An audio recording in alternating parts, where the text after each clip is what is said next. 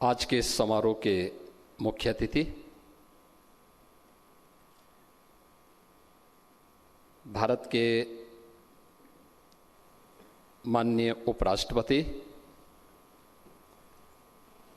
आदरणीय श्री जगदीप धनखड़ जी,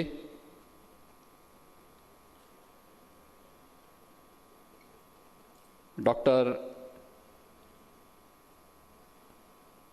सुदेश धनखड़ जी, प्रदेश की माननीय राज्यपाल आदरणीय श्रीमती आनंदीबेन पटेल जी, समारोह में विशिष्ट अतिथि के रूप में उपस्थित परमार्थ लोक ऋषिकेश के पूज्य संत स्वामी चिदानंद सरस्वती जी, उत्तर प्रदेश विधानसभा के माननीय अध्यक्ष श्री सतीश महाना जी,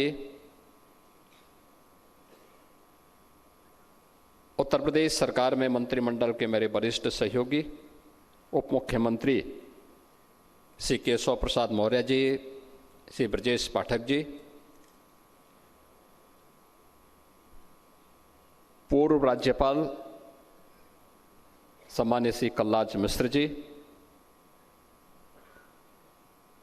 उत्तर प्रदेश सरकार में मंत्रिमंडल के मेरे सभी वरिष्ठ सहयोगीगण, सभी माननीय जनप्रतिनिधिगण, प्रदेश के मुख्य सचिव श्री मनोज कुमार सिंह जी, श्रीमती अनार पटेल जी, श्री संजय भाई जी, उपस्थित महानुभाव, उत्तर प्रदेश में महाकुंभ के आयोजन के उपरांत आदरणीय उपराष्ट्रपति जी का यह पहला सार्वजनिक कार्यक्रम है। मैं इस सार्वजनिक कार्यक्रम में आदरणीय उपराष्ट्रपति जी का, उनकी धर्मपत्नी आदरणीय श्रीमती सुदेश धनखड़ जी का हृदय से स्वागत करता हूं, अभिनंदन करता हूं। मैं अभिनंदन करता हूं प्रदेश की माननीय राज्यपाल जी का, जिनकी जीवनी पर आधारित इस महत्वपूर्ण कृति की चुनौतियां मुझे पसंद हैं। आज इसका विमोचन का कार्यक्रम आदरणीय उपराष्ट्रपति जी के कर कमलों से भी संपन्न हुआ है। इसके लिए मैं आदरणीय राज्यपाल जी को हृदय से बधाई देता हूं और उनका अभिनंदन करता हूं। मैं लेखक त्रय श्री विनय जोशी, श्री अशोक देसाई, श्री पंकज जानी, इन तीनों महानुभावों को भी हृदय से धन्यवाद देता हूं कि उन्होंने एक एक जीवन के पहलू को उसको लिपिबद्ध करने, उसको सजोने का कार्य किया है और 14 अध्यायों में एक विस्तृत ग्रंथ लिखा है। जैसे समुद्र मंथन में 14 रत्न निकले थे, ऐसे ही ये 14 रत्न 14 अध्याय के रूप में आज चुनौतियां मुझे पसंद हैं इस ग्रंथ के रूप में हम सबके सामने आज प्रस्तुत हुआ है, जिसका एक लघु वृत्त चित्र के रूप में हम सब ने अभी यहां पर देखा है। स्वाभाविक रूप से यह हम सबके सामने यह एक चुनौती अक्सर आती है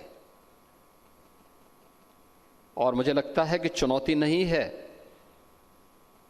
तो फिर जीवन का सार भी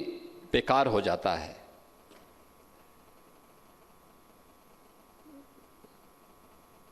और जब चुनौती है तो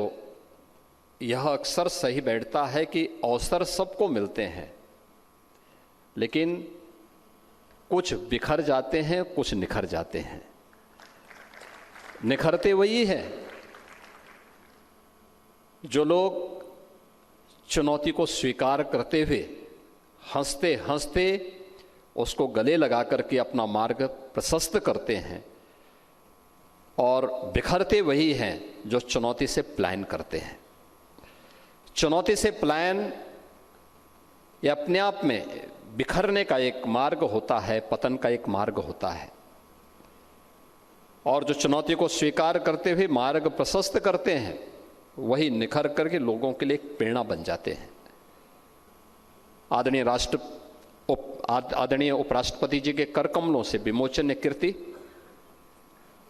आदरणीय राज्यपाल महोदय की जीवनी पर आधारित एक नई प्रेरणा है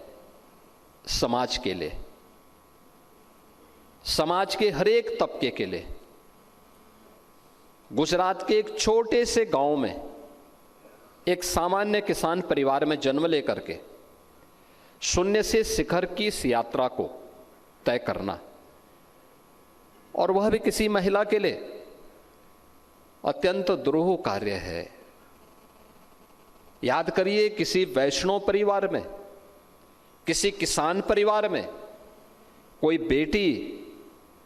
आज से 7 दशक पहले स्कूल में जाए, पढ़े, एक कल्पना है। देश आजाद नहीं था, लेकिन उस समय कल्पना है। लेकिन उस कल्पना को अपनी जिजीविका से, माता पिता के सहयोग से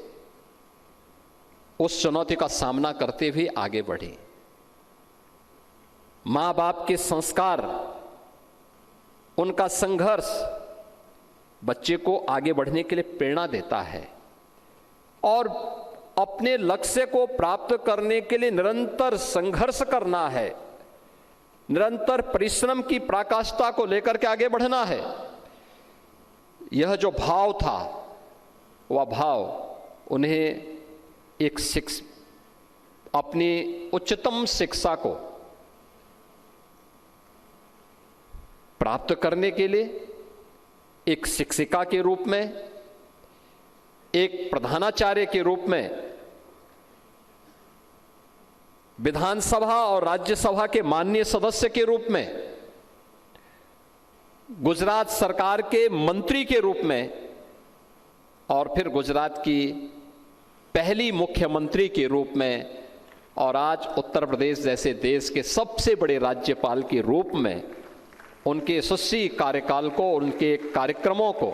बहुत नज़दीक से देखने, सुनने और जानने का अवसर हम सबको प्राप्त होता है। मैं इस अवसर पर आदरणीय राज्यपाल जी को उनके इस जीवनी के लिए मैं फिर से बधाई भी देता हूं, उनका अभिनंदन भी करता हूं, उनके स्वस्थ और दीर्घ जीवन की कामना भी करता हूं कि उनका मार्गदर्शन इसी प्रकार से उत्तर प्रदेश वासियों को और देशवासियों को और देश की कम से कम आधी आबादी को तो निरंतर प्राप्त होता रहे। वह एक प्रेरणा है अपने आप में।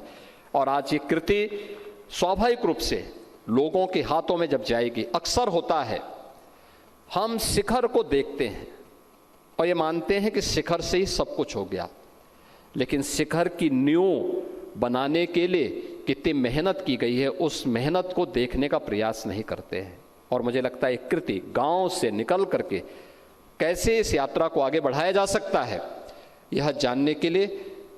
चुनौतियां मुझे स्वीकार हैं। यह अपने आप में एक नई प्रेरणा होगी हमारे नई पीढ़ी के लिए, वर्तमान पीढ़ी के लिए आगे बढ़ने के लिए, जीवन के संघर्ष में अपना रास्ता तय करने वाली हमारी नूतन पीढ़ी के लिए एक नई प्रेरणा होगी। आज के इस अवसर पर मैं हृदय से अभिनंदन करते हुए लेखक त्रय को हृदय से बधाई देता हूं। इस अवसर पर माननीय उपराष्ट्रपति जी का मार्गदर्शन हमें प्राप्त होगा। महाकुंभ के आयोजन में उनकी उपस्थिति हमें एक नई प्रेरणा दी थी। जब मैं आमंत्रण देने के लिए, महाकुंभ के आमंत्रण देने के लिए भी गया था, तो उस समय भी उन्होंने कहा था कि क्या मैं महाकुंभ में तो अकेले यात्रा नहीं होती है, तो मैंने कहा, आदरणीय, आपको तो पूरा देश ही आपका परिवार है और आप सब परिवार इस आयोजन में भागीदार बनेंगे तो मुझे अच्छा लगेगा, उत्तर प्रदेश वासियों को बहुत अच्छा लगेगा। और सचमुच एक ऐसे जंक्शन में हम लोग खड़े थे उस समय, जिस समय आपका कार्यक्रम था, लेकिन बिना रुके, बिना डिगे, बिना थके आपने कहा कि मैं जाऊंगा और महाकुंभ के आयोजन में भागीदार बन करके उस आयोजन को एक नई ऊंचाई तक पहुंचाने में आपका, आदरणीय प्रधानमंत्री जी का जो मार्गदर्शन हम सबको प्राप्त हुआ,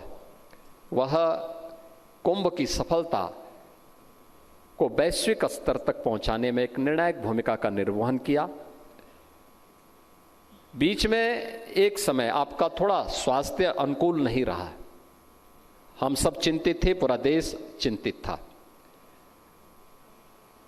लेकिन जैसे ही स्वास्थ्य लाभ प्राप्त किया, आपके दौरे फिर से पूरे देश के अंदर प्रारंभ होने पर शुरू हो गए और उसी मजबूती के साथ, उसी बेलाग तरीके से, जैसे कि वास्तव में चुनौती उन्हें भी पसंद है और चुनौती को लेकर के जो उनका कारवां आगे बढ़ रहा है, इसके लिए मैं उनका अभिनंदन करता हूं। उत्तर प्रदेश वासियों की ओर से उनके प्रति अपनी शुभेच्छा भी व्यक्त करता हूं और ईश्वर से प्रार्थना करता हूं कि वे स्वस्थ और दीर्घजीवी होकर के पूरे देश का मार्गदर्शन इसी प्रकार से करते रहें। आज के इन शब्दों के साथ में अभिव्यक्ति ये अपने आप में लोकतंत्र की एक खूबी है और याद रखना, ये उपस्थिति हमें इस बात को दिखाती है, लोकतंत्र केवल तभी कुंद नहीं होता है जब अभिव्यक्ति की स्वतंत्रता पर कुठाराघात होता है। और ठीक है, अभिव्यक्ति की स्वतंत्रता संवैधानिक दायरे में होनी चाहिए, लेकिन लोकतंत्र तब भी कुंद होता है जब सुनने वाले लोग सुनने को तैयार नहीं होते हैं। और मुझे लगता है एक अच्छे श्रोता के रूप में आप सबकी उपस्थिति आज इस लोकतंत्र को भी, जिसकी एक माध्यम यह कृति बन रही है कि चुनौती मुझे स्वीकार है, यह लोकतंत्र की एक कृति बनने जा रही है कि लोकतंत्र में कैसे हमें शून्य से शिखर तक की यात्रा को आगे बढ़ाने का अवसर प्राप्त हो रहा है। और दूसरी कि यहाँ पर इतने बड़े पैमाने पर आप सब आदरणीय राज्यपाल जी के जीवनी पर आधारित इस पुस्तक और आदरणीय मुख्य अतिथि को सुनने के लिए यहाँ पर इतनी बड़ी संख्या में उपस्थित हुए हैं, आप सबका भी मैं हृदय से अभिनंदन करते हुए अपनी शुभकामनाएं देता हूं। धन्यवाद। जय हिंद।